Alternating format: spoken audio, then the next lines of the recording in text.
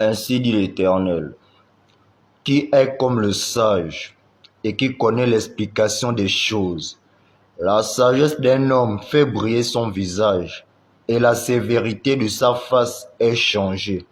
Je te dis, observe les ordres du roi, et cela à cause du serment fait à Dieu. Ne te hâte pas de t'éloigner de lui, et ne persiste pas dans une chose mauvaise, car il peut faire tout ce qui lui plaît, parce que la parole du roi est puissante, et qu'il lui dira, que fais-tu? Heureux de te revoir, bien-aimé dans le Seigneur, et donc je rends gloire à Dieu et au Seigneur Jésus-Christ pour cette nouvelle vidéo qui nous offre à communiquer en ces jours. Bien, je viens de lire ce passage dans le livre de Ecclésiaste, chapitre 8, à partir du verset 1 au verset 4.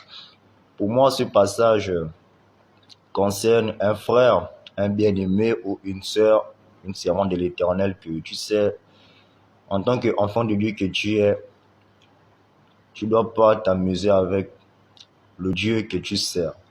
Parce que le Dieu que tu sers, beaucoup le connaissent sous la forme d'eau, vu que c'est Jésus-Christ, que Jésus, c'est un Dieu miséricordieux, lent à la colère, compatissant. En un mot, il est amour, c'est vrai.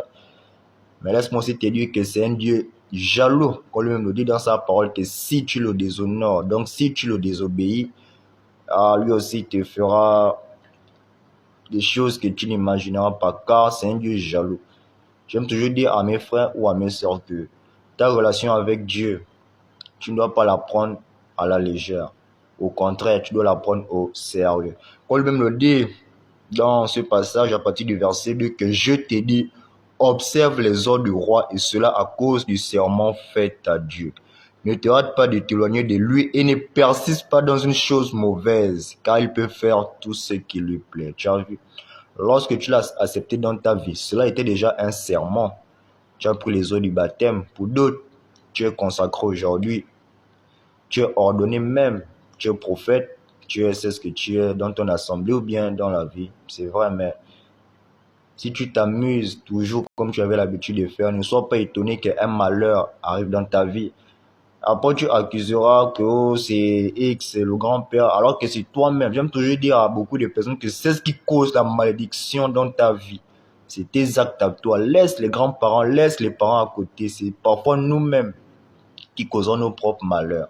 Et quand lui-même le dit au dernier verset que parce que la parole du roi est puissante et qu'il lui dira, que fais-tu? Tu ne sais pas que le fait que tu le désobéis, que tu marches dans une mauvaise voie, c'est normal qu'il te fasse, c'est ce que tu ne t'imagines pas, et qu'il lui dira, que fais-tu? Il est Dieu, c'est lui Dieu. Lui-même dit quoi? Il te casse, il t'arrange, il te brise, il te guérit. Donc, attention frère, le serment que tu as fait avec lui, c'est pour son œuvre, c'est pour sa gloire. Arrête d'impliquer le moi, que c'est moi. Attention, warning, warning. Reprends une bonne marche avec lui et réponds-toi. Ainsi tu trouveras encore sa lumière. Sur ce, ciao, God bless.